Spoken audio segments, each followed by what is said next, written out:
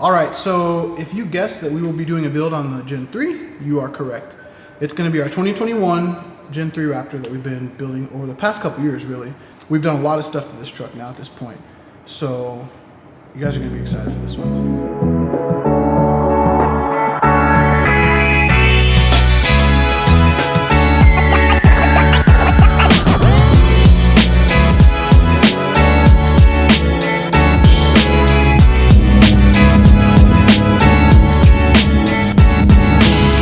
If you guys just started following us within the last 6 months or so, you've seen what we've done on the Gen 2, and we've made almost 700 wheel horsepower again. I think it was like 690 something, but we're there. So I'm pretty sure that's where we're going to stop. I don't know that we'll go much further than that unless we build the engine, but I don't really have plans on doing that unless I have to. And so that's what we've done. So now it's on to the Gen 3. So let's do a brief recap of our 2021 and when we got it and what we did. Just goes all the way back to 2021. So go ahead, Marley, let's tell them. We placed our order for our 21 Raptor in May of 2021. Fast forward to September, we got notification of the build date and delivery. Here it is, man. And then up off the we truck. proceeded to fly down there in October, drove the truck back 1,500 miles all the way from Florida back to New Mexico. And we drove it stock, and it sucked. Yeah, pretty bad. Not fun. Not fun. But we took it to the dyno just to see what it made stock, put it on, and it made 382 wheel horsepower, and we'll throw that dyno sheet here. So look at the torque, which is crazy. That's one thing I will say real quick. That due to the suspension changes, we're guessing that the torque is a little bit different now. But it also does run a little bit more boost too from the factory. So I saw stock 21 PSI or so, which is pretty big, you know, for stock numbers at our altitude. And it made 500 and something foot-pounds of torque. So that's pretty huge. Yeah, that was stock. So now fast forward to 2022. So it was almost a full year before Cobb came out with their software, which seemed like forever. So I actually ended up just parking the truck for weeks at a time because it's not fun to drive stock. But finally we got it on the dyno, and like Marley just said, it made 382 stock. I was able to get 444 out of it. And keep in mind, this is 2 years ago now. 444 wheel horsepower on 91 octane, and then on E50 at the time, I think I made exactly 500 horsepower. So no mods, completely stock truck again. And that was fun, you know, so we were able to have fun with it for the next several months and really rip on it at 500 horsepower again. So it was the world's first 500 horsepower Gen 3 Raptor on the Cobb access port, and I believe it was on any device, really. It took people a while to make 500 horsepower, but that was almost 2 years ago again. So we sat there for a while until we were able to get the intercooler on. And once we got the intercooler on, I believe we made 518 wheel horsepower of stage 2. So we swapped injectors at that time too to the 1050cc injectors. So the intercooler injectors, 518 wheel horsepower. Stock intake, stock exhaust. So at the time, parts weren't available and weren't confirmed for fitment for the Gen 3. I want to say, I think you said a time, I think it was probably a week that we sat at stage 1. We threw a full race intercooler on within a week. Was it only a week? It was about a week. I was looking back at the dates. And threw that on for stage 2 just to get those numbers. About 2 weeks later, Cobb was able to reach out to us and confirm fitment on their intercooler. So we swapped that out at the same time that we added the injectors. So it was nice to finally have multiple options for intercoolers for Gen 3 for our customers. But then that was basically it. So things were taking time for us to get confirmed fitment. Also, those injectors were the ones that we are using on Gen 2. Yeah. We got confirmed fitment that those would work for Gen 3, 21, and 22. And there was, at the time, real quick, there was no confirmed fitment. We had to confirm fitment because still things were so new and nobody was modifying these things. So we spoke through stage 1. We got the full race intercooler on, the ID 1050cc injectors on stage 2, and then we got that tuned again on 91 octane and then on E50, and we'll throw those numbers up. But yeah, so that's one of the tough parts about doing things so early on in development, is that there's not a lot of development. So, you know, Cobb tests everything they do tried and true before they release anything to the public. And whether it's by way of Pro Tuner or by their shops or however they need to test in-house on their vehicles, they get confirmed fitment and then they start pushing things out after they get approval. So with stage 1 and stage 2 tuning done, then that's something that we can provide a product for our customers. And so people are looking to run ethanol and are doing so. And so one customer in particular, Luke, he's out in West Virginia. He was able to get on ethanol, get the injectors, intercooler, downpipes, intake, I believe, as well. And he was able to set the record for the first Raptor in the 11s. 30, 60.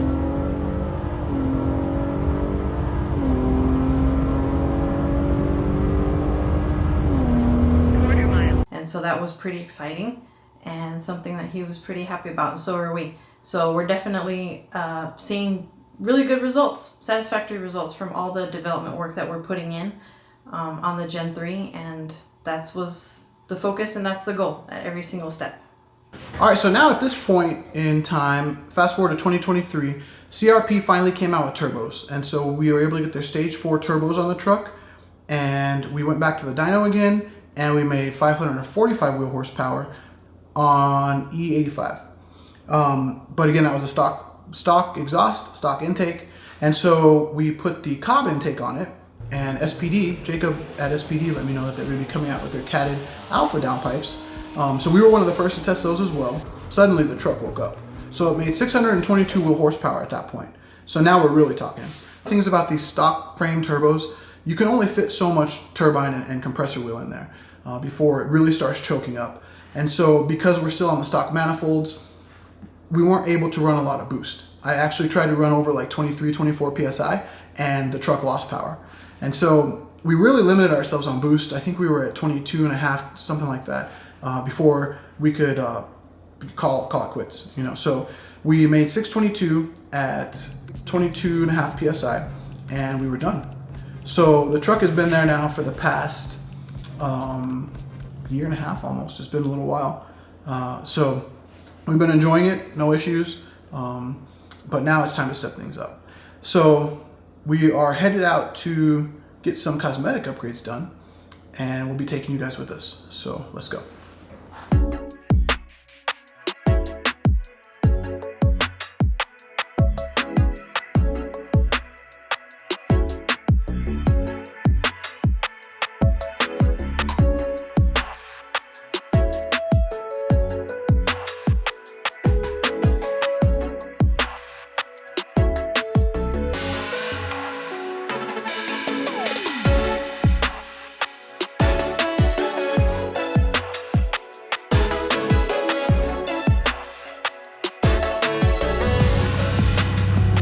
Sweet. So we got the powder coating about to get done here, and then we're taking the truck off to Hammer. The guys at Tyson, Tristan, those guys can get the rack in and get the suspension going. So Yeah. all right, I'll meet you over there. Okay. Hey guys, Marley here. So we just dropped off the wheels for powder coating to CP Coatings out here in Vinton. We're gonna do something a little different with my setup. And so now we're headed to Hammer Performance. We had reached out to Tyson to ask him what he thought in regards to doing any type of suspension work on the Gen 3, since it's a little bit different from the Gen 2. He made some recommendations, and so we're going to be rebuilding the shocks and getting an e-click system set up. Probably give a little bit more detail and have Tyson talk a little bit more of what's involved and what he recommends that being done for the Gen 3, and we'll throw that in here once we drop off the truck or pick it up. But that's what we're looking to get done, and get the tire rack installed and a few more other stuff going. So it's going to be pretty exciting. It's going to be interesting to take both of these trucks out and have these done on suspension. So catch you guys there. Hey everybody, this is Tyson with Hammer Build. Here to discuss how the suspension conversation got started with Marley and Winfield. And this all kind of happened on a Raptor run with Dirt Therapy a few months back. And we were surveying the jump spot and kind of discussing where the Raptor was going to kind of leave the ground and where we thought it would land. And we're kind of going through the due diligence of figuring out how fast we were going to hit it And that's when, out of nowhere, Victor Villalobos just showed us exactly what the SDI E-Click was capable of and launched up in the air and soaked up the jump with ease, and really showed us how capable the factory suspension was with just a few small modifications to the software. And that's basically what the SDI E-Click does. It's a performance tuner for your suspension. And much like what Goosetuned does for the engine, SDI has recalibrated the suspension and come up with the perfect algorithms to open and close the valves inside the shocks so that the Raptor stays stable and stays in control. And when you do need it to soften up and soak up the jumps and the landings and all the different whoops and obstacles that you drive over on a street and the trail, it's able to, in real time, open and close those servos 400 to 500 times a second to make sure each corner is in the optimal position so that you feel like you're in full control of the truck.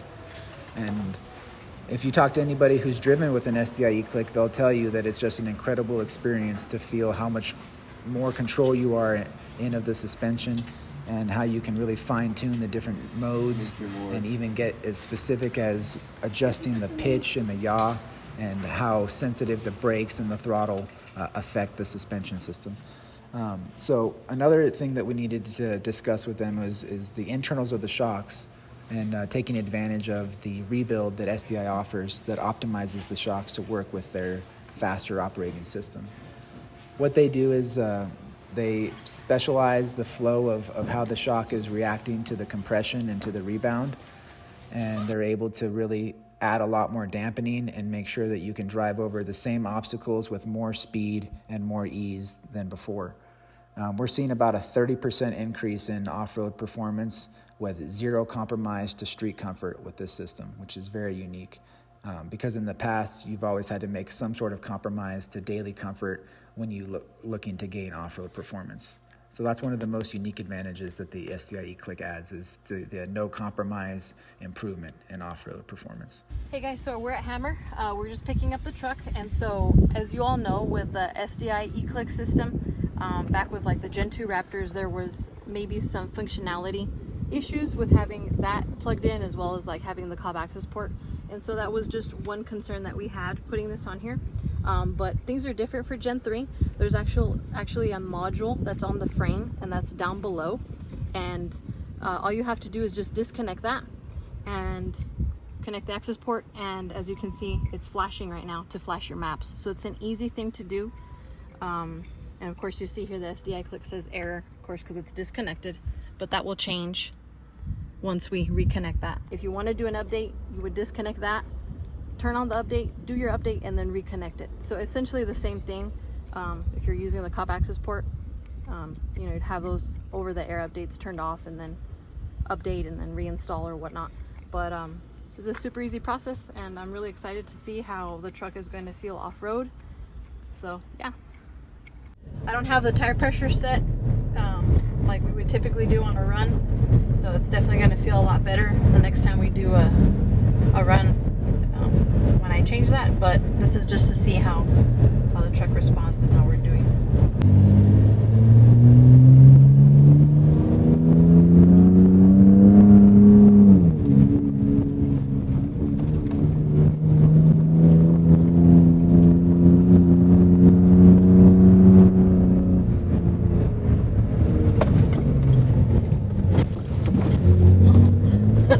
That didn't feel bad at all. Not even.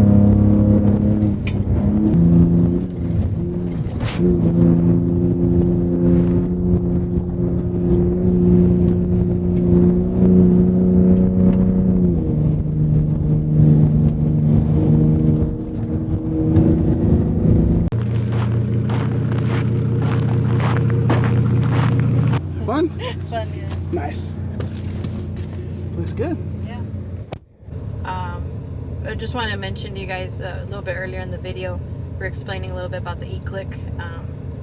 Eyes are a little bit red today. I've got my glasses on right now, but one of our dogs passed away last night, and so it's been a bit of a rough day. Still got to get work done, but she loved going for rides. So this episode is dedicated to Nala.